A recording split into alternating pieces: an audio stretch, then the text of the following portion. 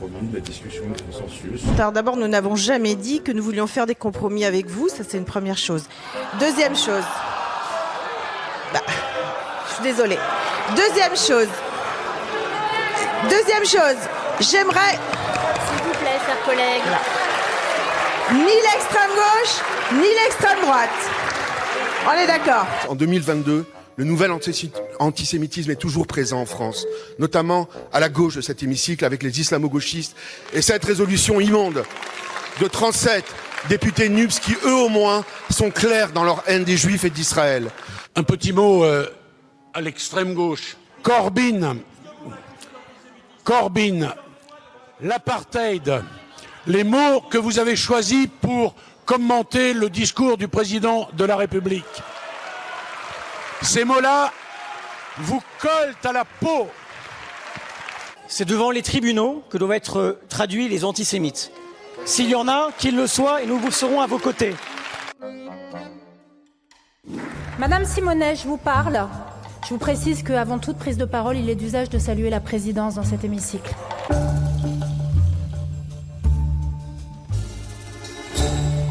Monsieur le député, vous m'avez adressé une lettre particulièrement puérile. Je me vois contrainte de prononcer un rappel à l'ordre parce que vous avez utilisé à la tribune. Aussi le droit, s'ils le souhaitent, de faire de l'art dramatique. Ils ont le droit de faire du djembé, mais ils peuvent aussi faire du violon.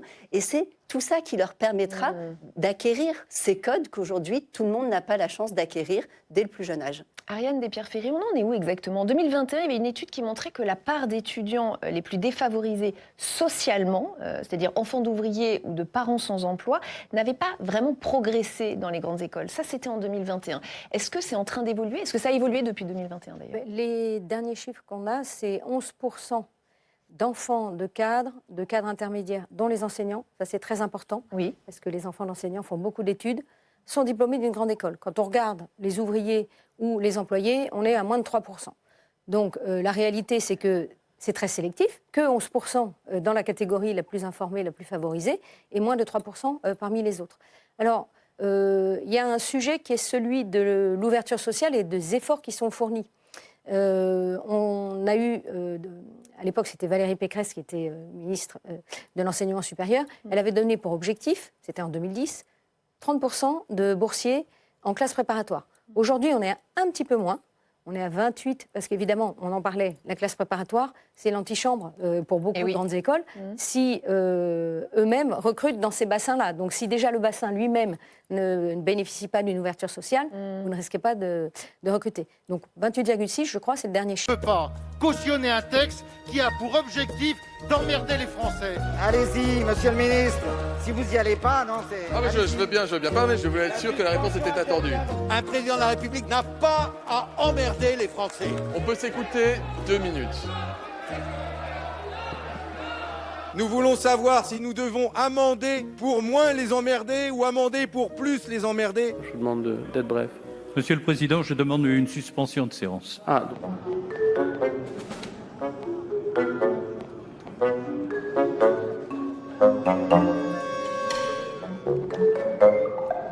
Une arrivée dans une Assemblée nationale toute nouvelle, qui va connaître l'ère du compromis, de la discussion, du consensus. Alors d'abord, nous n'avons jamais dit que nous voulions faire des compromis avec vous, ça c'est une première chose.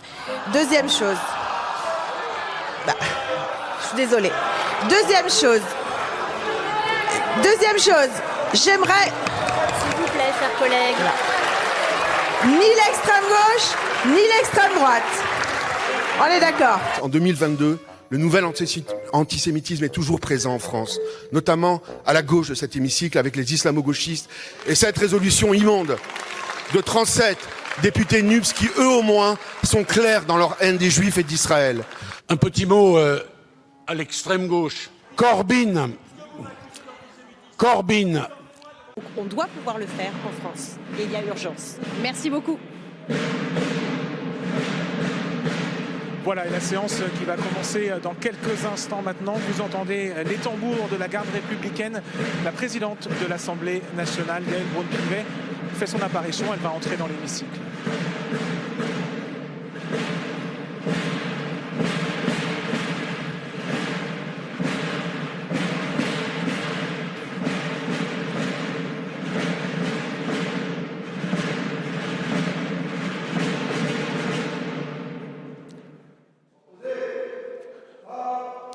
Voilà, Yael Braun-Pivet qui va monter au perchoir pour présider cette séance. Je vous rappelle le format, il y aura 11 questions et 11 réponses du gouvernement. C'est à suivre en intégralité sur LCP.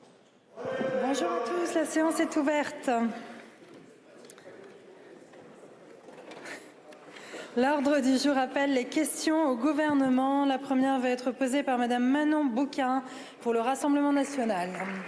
Merci Madame la Présidente. Ma question s'adresse à Monsieur le ministre des Transports. Monsieur le ministre, en ce moment même se tient à Paris le Salon international du transport et de la logistique. Mais sur le terrain, la colère monte et la mobilisation des transporteurs est en cours. Les défaillances explosent, les coûts flambent, les marges s'effondrent. Depuis l'escalade des tensions au Moyen-Orient, le prix du gazole atteint des niveaux. Et en tant qu'élu municipal, je me bats pour que les jeunes, les enfants de nos quartiers populaires, quartiers QPV, politique de la ville, puissent accéder dans le périscolaire aux mêmes chances que les enfants des quartiers favorisés, des quartiers du centre-ville. Et ils ont le droit de faire du foot, mais ils ont aussi le droit, s'ils le souhaitent, de faire de l'art dramatique. Ils ont le droit de faire du djembé, mais ils peuvent aussi faire du violon. Et c'est tout ça qui leur permettra d'acquérir ces codes qu'aujourd'hui, tout le monde n'a pas la chance d'acquérir dès le plus jeune âge. Ariane Despierre-Ferry, on en est où exactement? En 2021, il y avait une étude qui montrait que la part d'étudiants les plus défavorisés socialement, c'est-à-dire enfants d'ouvriers ou de parents sans emploi, n'avait pas vraiment progressé dans les grandes écoles. Ça, c'était en 2021. Est-ce que c'est en train d'évoluer? Est-ce que ça a évolué depuis 2021 d'ailleurs? Les derniers chiffres qu'on a, c'est 11% d'enfants de cadres intermédiaires, dont les enseignants. Ça, c'est très important, parce que les enfants d'enseignants font beaucoup d'études, sont diplômés d'une grande école. Quand on regarde les ouvriers ou les employés, on est à moins de 3%. Donc, la réalité, c'est que c'est très sélectif, que 11% dans la catégorie la plus informée, la plus favorisée, et moins de 3% parmi les autres. Alors, il y a un sujet qui est celui de l'ouverture sociale et des efforts qui sont fournis. On a eu, à l'époque c'était Valérie Pécresse qui était ministre de l'enseignement supérieur, elle avait donné pour objectif, c'était en 2010, 30% de boursiers. On vient faire. Malheureusement, le peuple américain, on veut rentrer aussi chez nous. Moi, j'aurais pris le pétrole, j'aurais fait énormément d'argent. Mais il faut aussi prendre soin du peuple iranien, beaucoup mieux que le régime le fait. Leur régime, ils ont tué 45 000 personnes. 45 000 personnes, des personnes qui protestaient dans les rues, tout simplement. Et si j'avais pu faire ce que je voulais, j'aurais tout simplement gardé le pétrole, mais je veux aussi que notre peuple soit content, soit heureux de voir le résultat. Je vais vous donner un exemple. Le Venezuela, par exemple, ça a réussi d'une façon sensationnelle. 100 millions de barils de pétrole à Houston qui sont qui sont dans les raffineries. On a une collaboration avec le Venezuela qui est sensationnelle. Nous allons avoir une très bonne relation avec eux à long terme. Et peut-être, ça sera beaucoup plus qu'à long terme.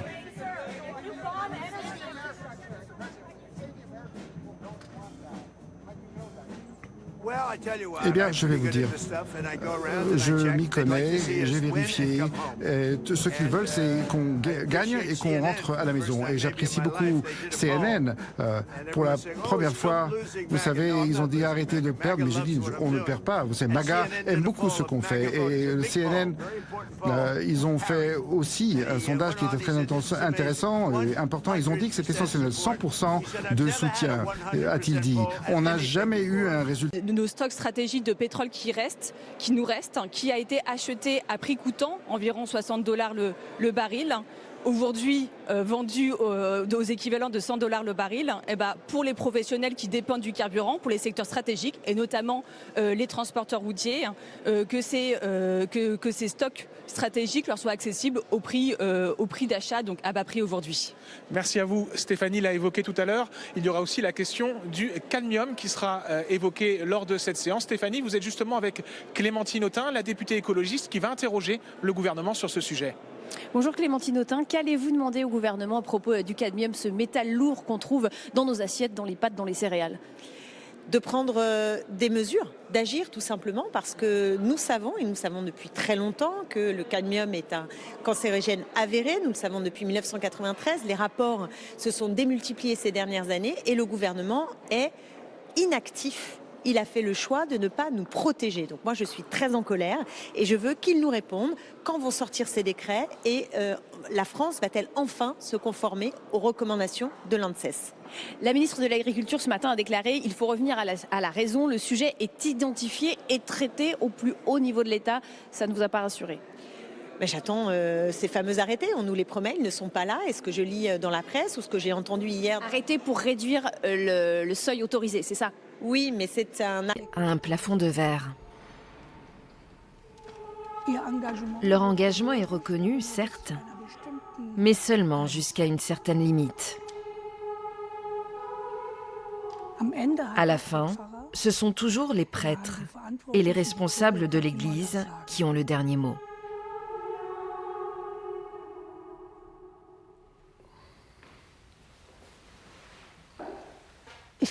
Je suis sœur Philippa. Je suis religieuse depuis 34 ans. Tout au long de ces années, j'ai observé la déception et la frustration de ces femmes qui n'ont fait qu'augmenter. Elles ne se sentent ni considérées, ni valorisées par rapport à ce qu'elles apportent à l'Église.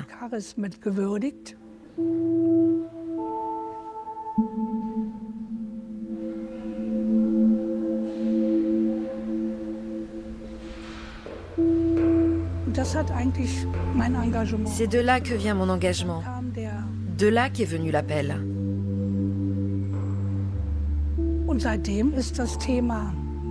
Et depuis, le sujet de l'ordination des femmes est devenu le mien.